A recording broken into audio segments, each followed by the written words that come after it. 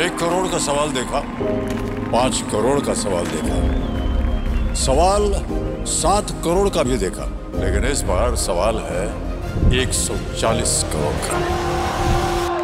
140 करोड़ उम्मीदों का।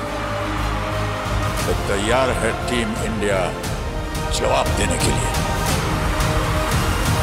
DP world Asia cup शुरू हो रहा है सोनी लिव और सोनी स्पोर्ट्स नेटवर्क के टीवी चैनल्स पर।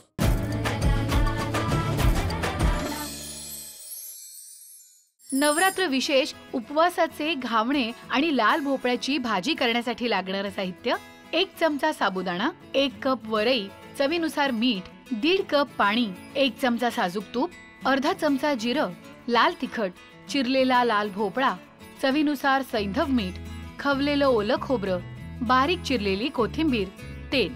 आता तूप जिऱ्याच्या फोडणीत तिखट आणि लाल भोपळा घालत हे मिश्रण झाकण ठेवत शिजवून घ्यायचं आणि वर सैंधव मीठ, ओल्या नारळाचा चव आणि कोथिंबीर घालायची।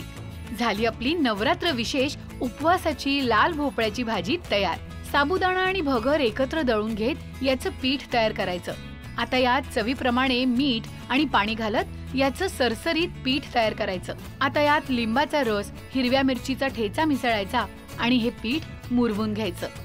आता तेलाने ग्रीस केलेल्या तव्यावर घावन घालायचं आणि खमंग खरपूस भाजून घ्यायचं। झालं आपलं नवरात्र विशेष उपवासाचे घावन तयार। आणि त्याच बरोबर लाल भोपळ्याची भाजी घावण्याबरोबर तेही बघूयात। सगळ्यात आधी 1 चमचाभर साबुदाणा घ्यायचा मिक्सर मध्ये आणि याचे पूड करून घ्यायची।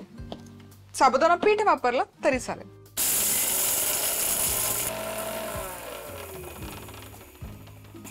साबुदाणा व्यवस्थित आपला फिरवून झाला मिक्सरला की यामध्ये 1 कप वरई घालायची आणि हे एकत्र आपल्याला दोन्ही दळून घ्यायचे, व्यवस्थित बारीक असं पीठ करून घ्यायचं। चला तर मग हे घावण्याचं पीठही बनवून तयार आहे।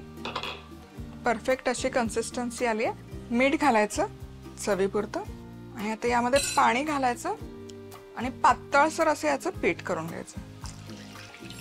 आधी 1 कप पाणी घातलं होतं, आता आणखी थोडं पाणी घालूयात।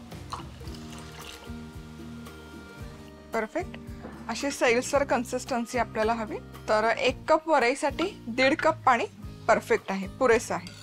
आता यामध्ये लिंबाचा रस घालते, ताक घातलं तरी चालेल इथे पाण्याच्या ऐवजी, किंवा दही, 3-4 चमचे दही पण घालू शकता। आणि त्याचबरोबर हिरवी मिरचीचा ठेचा आहे थोडं चटपटीत होण्यासाठी। आता हे 10 मिनिट फक्त आपण मुरवायला ठेवूयात। घावणाचं पीठ मुरतंय तोवर आपण इथे लाल भोपळ्याची भाजी बनवून घेऊयात। चमचाभर साजूक तूप गरम करून घ्यायचं। तेल वापरलं तरी चालेल, गोड तेल, जे तेल तुम्ही खाता उपवासाला ते थोडंसं गरम करून घेऊयात। चला तर मग इथे तूप गरम झालेलं आहे, यामध्ये जिरं घालूयात। जिरं फुललं पाहिजे व्यवस्थित। गॅस लहान करायचा। तर यामध्ये लाल तिखट, आता या ठिकाणी तुम्ही थोडे खडे मसाले, दालचिनी, वेलचीचा अख्खी वेलची घातली तरी चालेल। आता लाल भोपळ्याचे तुकडे घालायचे। पटकन शिजतो लाल भोपळा, खूप असा वेळ नाही लागत। हवं तर पाणी तुम्ही शिंपडू शकता, पण मी शक्यतो तेलात आणि वाफेवरच शिजवून घेते। तर झाकण ठेव आणि वाफेवर शिजवून घेऊया। चला तर मग इथे एक साधारण फक्त 7 ते 8 मिनिट शिजवून घेतलाय भोपळा, वाफेवरच शिजवला। मस्त, खूप सुंदर दिसतं। शिजला का नाही हे बघूयात आता। येस, परफेक्ट असा मऊ झाला, ओव्हर कुक नाही झालेला आणि कच्चाही नाही। आता यामध्ये सैंधव मीठ घालायचं।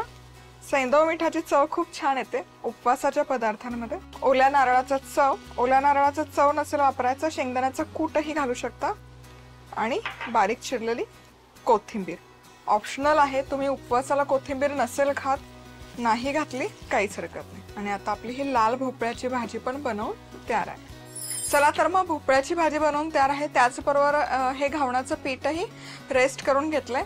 आता हे रेस्ट केलं की इथे तुम्ही बघू शकता वर त्याच्या पाणी जमा होतं।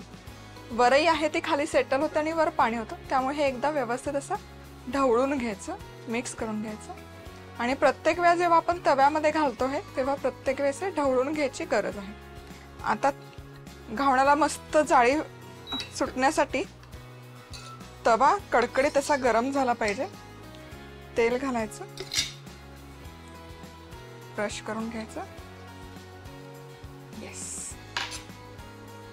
आणि हे जे पीठ आहे हे व्यवस्थित तव्याच्या बाजूने सोडायला सुरुवात करायची.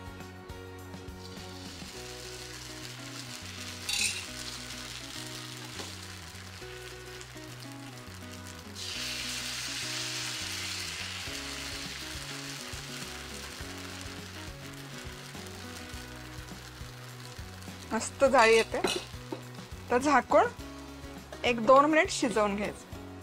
3-4 मिनिट झाले की झाकण काढायचं. झाकण ठेवून शिजवणं गरजेचं आहे, कारण वरई आहे. वरई जर झाकण ठेवून नाही शिजवली तर मग त्याला भेगा पडतात. आता हे कड थोडीशी कच्ची आहे, ती भाजून घेते.